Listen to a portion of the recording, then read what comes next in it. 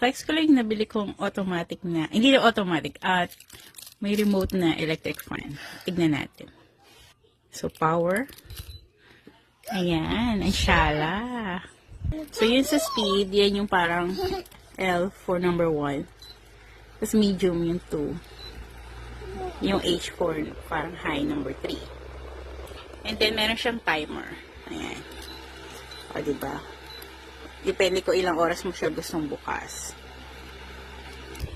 And then, yung OCS, ito yung sa pag-ikot. Ayan, steady. Tapos yan, ikot. O, diba? Tapos may mode siya. Ayan, yung humihina lumalakas. Tapos ito yata para siyang night mode. Yung mute, yung sa paglilipad siya, pwede siyang may sounds kung gusto mo. Pwede yung silent lang. O, diba?